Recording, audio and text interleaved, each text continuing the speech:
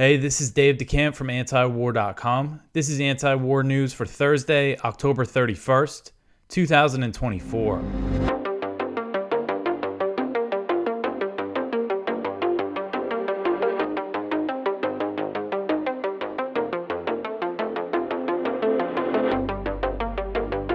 All right, the first story at the top of antiwar.com today, Gaza aid at its lowest level yet. So the amount of aid entering Gaza has fallen to its lowest level since Israel unleashed its brutal military campaign on the territory in October 2023. And this comes as Israel imposed a starvation blockade on northern Gaza earlier this month. So according to the UN, only 703 truckloads of aid entered Gaza between October 1st and October 22nd. So in those 21 days, only 703 truckloads of aid entered the entire Gaza Strip. And this number marks a significant decline in the previous rate of aid entering the Strip. In September, just over 3,000 aid trucks were allowed into Gaza, and that was already the lowest rate in any month of the past year. And that's actually according to the U.S. government.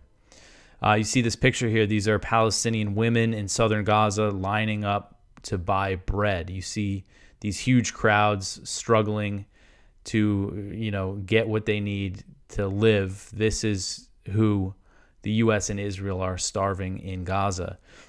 So the decline in aid deliveries has continued despite a letter that the U.S. sent to Israel on October 14th that gave Israeli officials 30 days to ease the starvation blockade, a deadline that comes after the U.S. presidential election.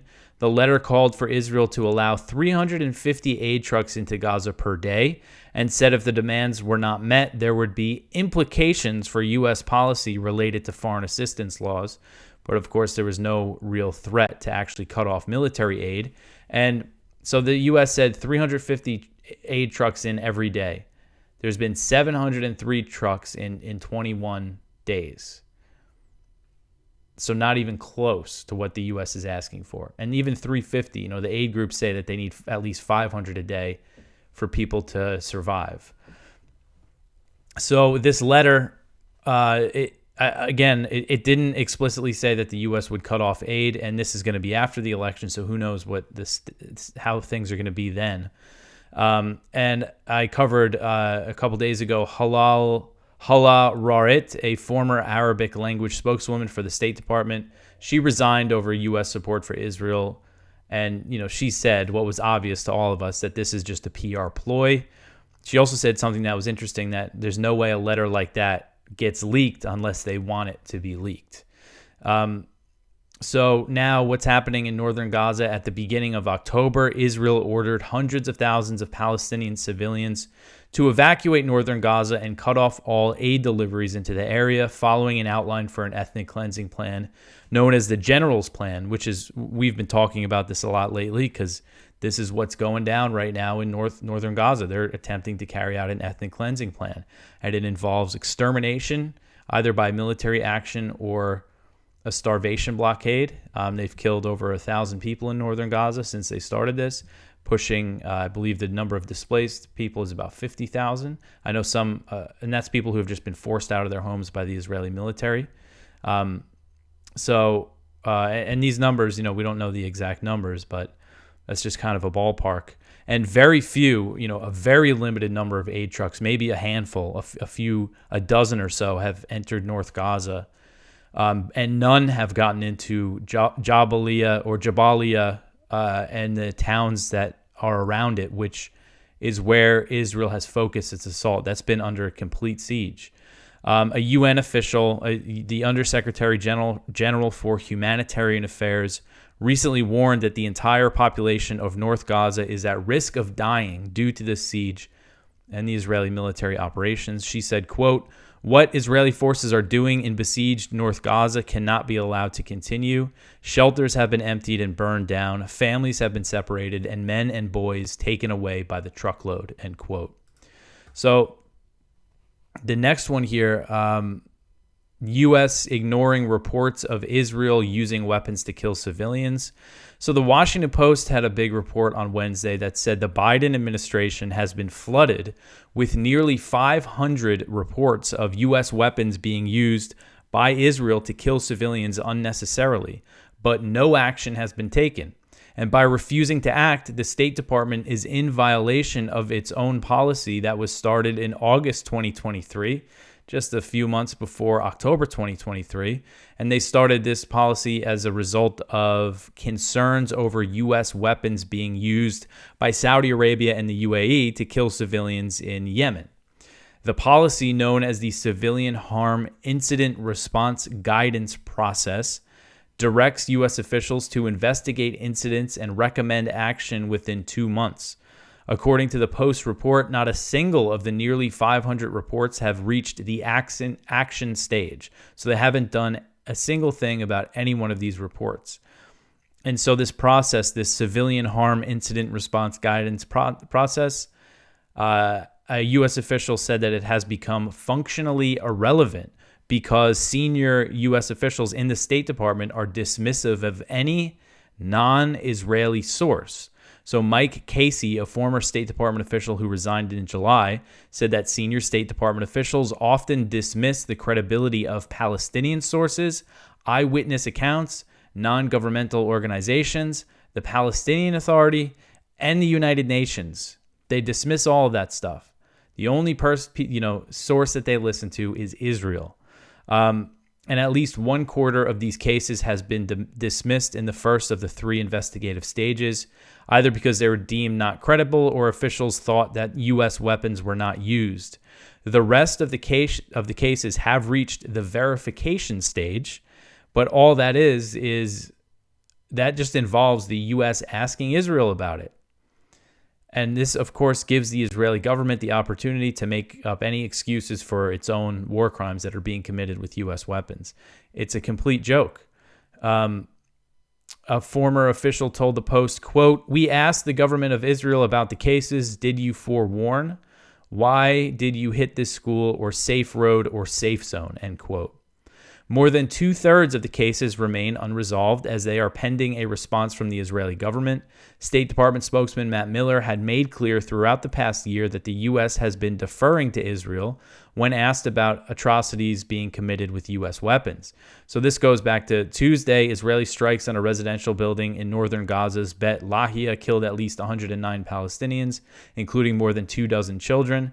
In response, Miller claimed that the U.S. was deeply concerned about what he called a horrifying incident. But what did he say the U.S. was going to do? He said, we've asked Israel about it. We'll see what they have to say.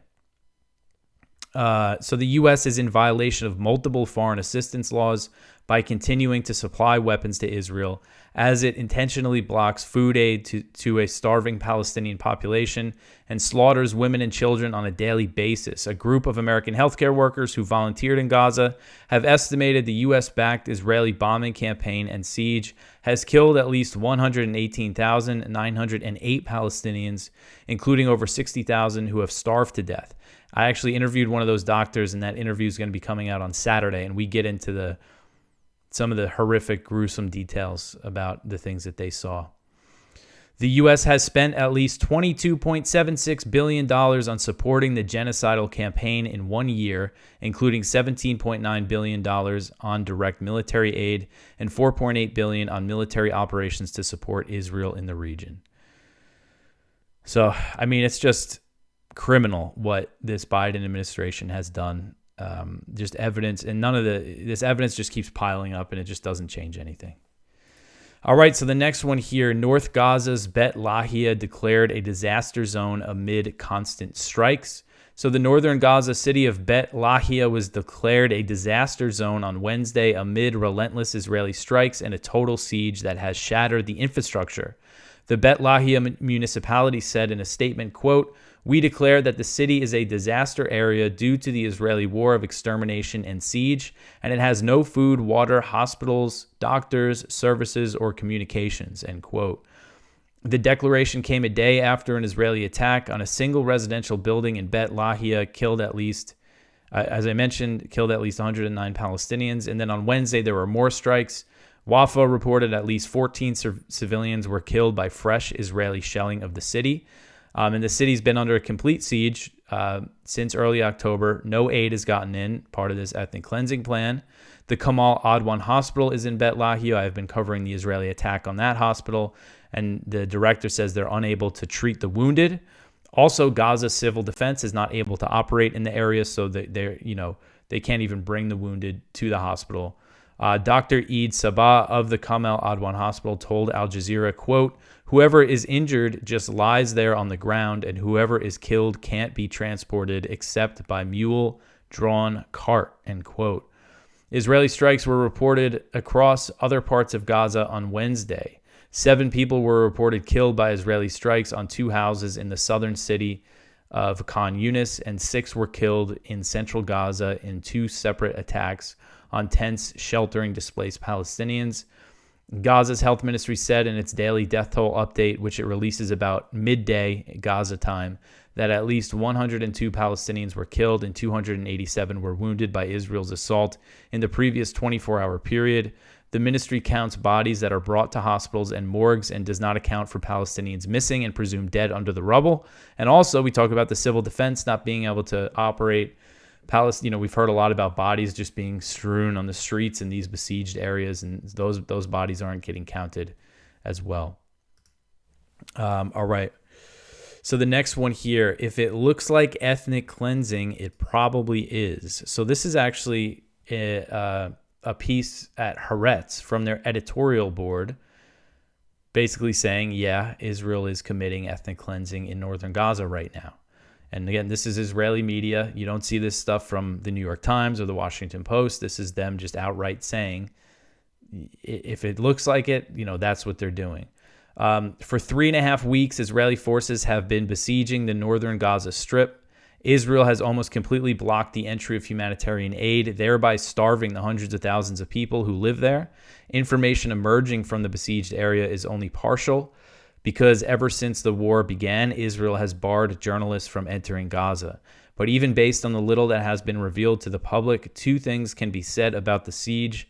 First, the scale of the civilian casualties from the army's daily bombing of towns and refugee camps in northern Gaza, children, women, elderly people, and men who are innocent of any crime, is enormous. Moreover, medical and other aid facilities have largely collapsed, and other institutions are also collapsing. Consequently, hundreds of thousands of people are now at risk of starvation or are already suffering terrible hunger. Israel says it told the residents that they needed to leave northern Gaza, and even now they can still move southward on routes the army has designated for this purpose. Thus, the residents, many of whom had already been uprooted 2 or 3 times or even more from the places to which they have fled the terrors of war, are now being asked to move again. Yet Israel has refrained from giving the displaced any guarantee that they will be able to return once the war ends. Given this, it's no wonder that grave suspicions have arisen that Israel is effectively perpetrating ethnic cleansing in northern Gaza, and that this operation is intended to permanently empty the area of Palestinians.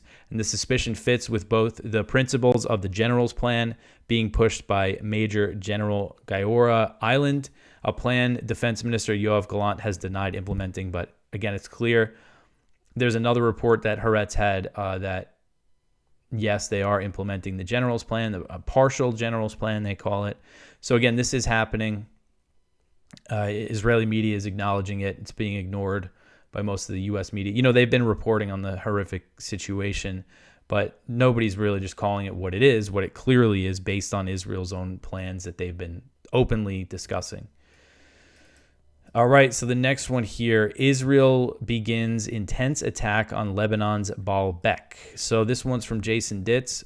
He said earlier today, this was written on Wednesday, Israel issued a total evacuation order for the entire Lebanese city of Baalbek, a major eastern city and metro area with a population of over 200,000. Baalbek is a very ancient city, a UNESCO World Heritage Site, and home to many historic ruins, which are included in the evacuation orders. It is impossible for an ancient, densely populated city to evacuate its entire population in a couple of hours. Nevertheless, Israel began attacking targets across the city shortly after the evacuation order was issued, as the population began scrambling from the city. It witnessed airstrikes along the same roads assigned as exit routes. So early indications from the Baalbek governor are that the attack is much more intense than initially thought.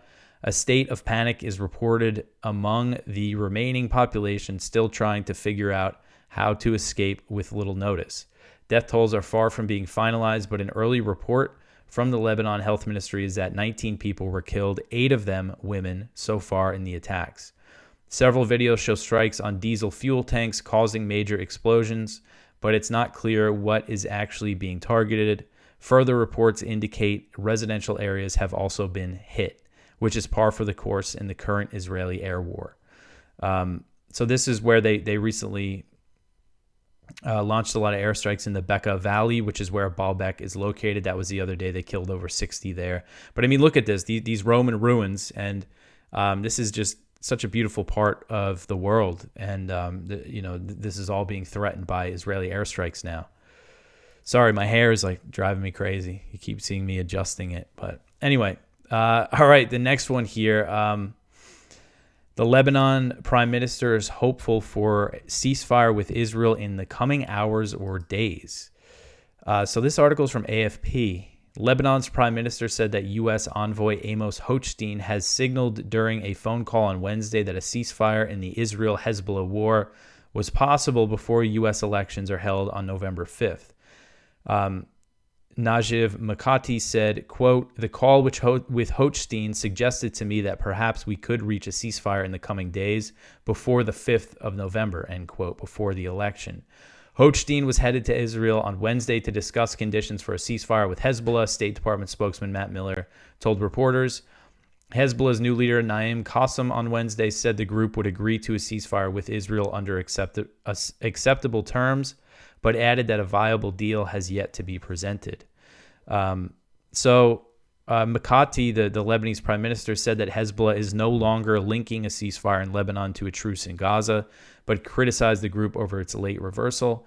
Previously, Hezbollah had repeatedly declared it would stop its attacks on Israel only if a ceasefire was reached in Gaza. There were reports, and Lebanon's foreign minister said that Nasrallah actually agreed to a ceasefire right before Israel decided to kill him, which seems to be Israel's MO. So there's a lot of reports right now about the chances for a ceasefire. There's apparently something on the table. One reason that I'm skeptical is because Israel's not acting like it's preparing for a ceasefire with all these new evacuation orders and heavy airstrikes. The other reason is that all the reports say that one of Israel's demands is it's basically UN Security Council Resolution 1701. Hezbollah go north of the Litani River. The Lebanese National Army will fill the gaps and UNIFIL peacekeepers. But Israel wants to be able to have freedom of action in South Lebanon if it believes Hezbollah is violating the ceasefire deal. And I just can't imagine that that's acceptable for Hezbollah or even the Lebanese government. And Hochstein, I don't trust. I mean, this is the same person that Biden sent over there to supposedly negotiate a ceasefire before Israel really ramped things up in Lebanon. And then we learned that behind the scenes, him and Brett McGurk were secretly encouraging Israel to escalate and invade Lebanon. Hochstein he was born in Israel and he served in the IDF. So maybe not the most partial person to send over there. All right, so the next one here, done in the south already, new Hezbollah chief asked Israel. So Hezbollah's new leader, Naim Qassem, kind of was mocking Israel in a speech that he gave on Wednesday about kind of the casualties they've been taking in southern Lebanon. Hezbollah's new leader, this article's from The Cradle, by the way. Hezbollah's new leader, Naim Qassem, confirmed on October 30th in his first speech as Secretary General that the Lebanese resistance is prepared for a long war against Israel, while also challenging the Israeli army's ground forces to advance deeper into Lebanon. He said, quote, "We will continue to confront the aggression. If the enemy wants to stop it, we will accept the conditions that we see as appropriate, and any solution will remain through indirect negotiations. The enemy will not be able to rely on time because its losses are great, and it will be forced to stop its aggression," end quote. Basically saying he confirmed, or he said, that Israeli troops have still not made it past the edges of the border out of fear for Hezbollah ambushes. He said, quote, We say to Israel, are you already done? Don't you want to reach the Litani or at least go a little bit deeper into Lebanon? You haven't even managed to gain a single victory, end quote. So that's what he was kind of, sounds like, he's challenging Israel, mocking Israel a bit, but also saying if there's acceptable terms, we'll agree to a ceasefire. Again, I don't see that demand about Israel having freedom of action being an acceptable term. All right, so the next one here, Israeli soldiers killed Palestinians picking olives. So this is another article from Haaretz. This is written by Gideon Levy, who's very critical of the Israeli state. And it's about an execution of a Palestinian woman, 59-year-old, who was doing nothing but gathering olives with her family in their own olive grove. And this is Israeli soldiers that executed her. Hanan Abu Salema, 59, was gathering olives with her family in their own grove near the West Bank village of Fakua, near Jenin, when an Israeli military truck pulled over and a soldier opened gunfire, says her son Faris, who's 40. His father waved at the man to stop the shooting, but he went on, trying to escape. The family ran to their tractor. Hanan fell down on her back. When Faris and Hossam hurried to pick her up, they saw a wound in her chest. They rushed her to the hospital, but it was too late. This is the family's account of how their first harvest day ended last week. Although occupation authorities had explicitly permitted Fakua farmers to pick olives, this harvest ended in bloodshed, killing a mother of 7 and grandmother of 14. Hanan's murderer is still walking free and might not even be held to account for her death. She cried out once, I was shot, and fell silent. At the hospital, she was pronounced dead. So this is a remote, peaceful, northernmost village in the West Bank. The view is gorgeous, a fertile region with traditional farming and small villages, olive groves and vegetable gardens, and a Luna Park and a hotel. No settlers and very few soldiers. This is what the West Bank could look like had it been left to its owners. The separation barrier here was built on stolen lands as houses of Malal Gilboa kibbutz popped up on the other side. So, this pretty long piece, he gets into more details, but you see the pictures here of this area and of some of the family members. Again, these people just doing nothing but picking olives. And we went over the other day that Israeli soldier who murdered a Palestinian while he was harvesting olives in the West Bank went on to be deployed to Gaza and then southern Lebanon, where he was killed. So this is a big part of what the U.S. supports as well with all the military aid is killings like this.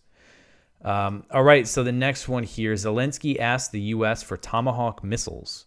So Ukrainian President Volodymyr Zelensky has asked the U.S. for Tomahawk missiles, which are capable of carrying nuclear warheads and have a range of over 1,000 miles, a request that is part of his so-called victory plan.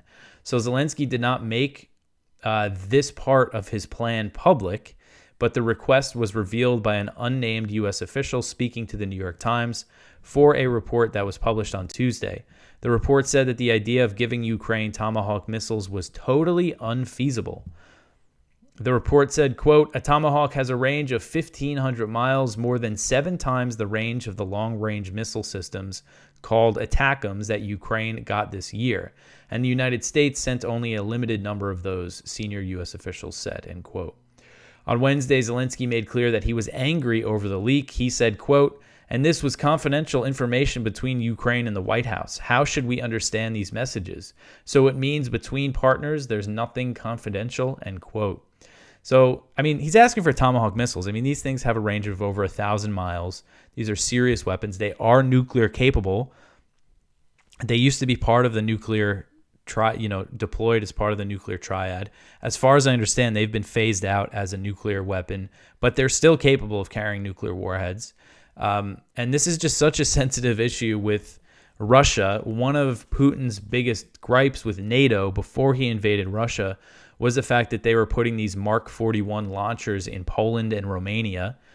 And these are the same launchers that are used on U.S. Navy destroyers, as far as I understand it. So this is a land version of that. And this is an anti-ballistic missile system. So they put these launchers in Poland and Romania as part of an anti-ballistic missile system. But these launchers could also fit Tomahawks. And Tomahawks, their range, they any kind of land-based version of Tomahawks was banned by the INF Treaty, the Intermediate Range Nuclear Forces Treaty, which we've been talking about a lot lately, because the U.S. has been deploying missiles that were previously banned under this treaty to the Philippines, and they have plans to deploy some to Germany by 2026, and Russia is very angry about that. So just the fact that this is something Zelensky's asking for, it just seems like he's asking for it. That might be one of the reasons why he's upset it was leaked, because Russia might do something to respond to this. And this is part of his so-called victory plan to get more weapons for the long-range strikes inside of Russia. The report said that Zelensky was stunned when President Biden did not sign off on the request to support the long-range strikes in Russia during a meeting that they held in September. November hasn't happened yet. And Putin has made clear that those strikes, the NATO-supported long-range strikes inside of Russia, would risk nuclear war. He's changed the nuclear doctrine in response to the threat of that happening. All right, so the next one here, the U.S. military says it killed 35 ISIS operatives in Syria. U.S. Central Command said in a press release on Wednesday that its forces conducted a series of airstrikes in Syria on October 28th and claimed the operation killed 35 ISIS members. They said it targeted multiple ISIS locations in the Syrian desert. So not really many details beyond that. And then in the article, I just go over some of the background stuff. Whenever we talk about ISIS, there's a few important points to be made here. This is Syria, where the U.S. is illegally occupying the territory. The government doesn't want them there. The government and its allies, which include Hezbollah and Iran, they're sworn enemies of ISIS. It's not like if the U.S. leaves, ISIS is going to take over. They'll fight ISIS. So will the Kurds that the U.S. backs. They'll continue to fight them if the U.S. leaves. And then in Iraq, the U.S. has been involved in operations against ISIS, even though the Iraqi government says they don't need U.S. help. And we've seen several U.S. troops get wounded in raids against ISIS recently. ISIS is basically the excuse to stay in Iraq and Syria. And ISIS attacks have increased this year quite a bit since last year, because they have benefited from all this destabilization in the region as a result of Israel's actions and, Israel bombing not just Lebanon and Gaza, but also Syria, and taking out Iranians. And these are ISIS's enemies who Israel's been taking out. All right. So that's pretty much it with that. We're still got a few things to go over here. The next one, this is something I've been meaning to cover for a little while now. The U.S. threatens Georgia with consequences over its election. So this article is from Connor Freeman at the Libertarian Institute. So Georgia just had some parliamentary elections. The ruling Georgian Dream Party won, and they are friendly with Russia. The president of Georgia is very anti-Russia, pro-EU, pro-West, and she is claiming that there were, it was an irregular. Basically, they're claiming something was wrong with the vote, and the U.S. is backing these claims, even though I haven't seen any sort of evidence to back this up, that there were irregularities in this vote, but the U.S. is going with it. So the State Department and the European Union are demanding Tbilisi repeal anti-democratic legislation and investigate election irregularities. I don't know why I'm having trouble pronouncing that word. Respectively, after the Georgian Dream Party won this weekend's parliamentary elections, Georgian leaders, including the prime minister and president, are at odds with the president, Salom Zorabishvili. She's accusing the Georgian Dream Party of winning a total fraud election. Per the official tally, Georgian Dream won 54% of the vote, with multiple opposition parties earning between 3 to 11%. Georgian Dream will form the country's next government, as they now hold a minimum of 90 out of the national parliament's 150 seats. However, 4 opposition parties which favor integration with the EU are refusing to participate in the new legislature, deeming the election stolen and accusing the ruling party of pushing Georgia toward a pro-Russia direction. President Zorabishvili called for protests and vowed she will not recognize the results of the election. There was protests. Tens of thousands of Georgians protested for hours outside Parliament on Monday night. The demonstrations reportedly ended with no plans for future action but dispersed peacefully. The Georgian government and Electoral Commission have dubbed the election free and fair. I don't know. She probably wouldn't mind me saying it, but Addie, who does the Instagram, her and her husband Nash are in Georgia, just happen to be in Georgia, in Tbilisi. I don't know if they're still there, but they were there for some protests, and I saw they sent me pictures of some of the tags, some of the that the protesters are, some of the spray paint they're doing, and it's like all anti-Russia stuff, some pro-Azov battalion stuff, which is interesting.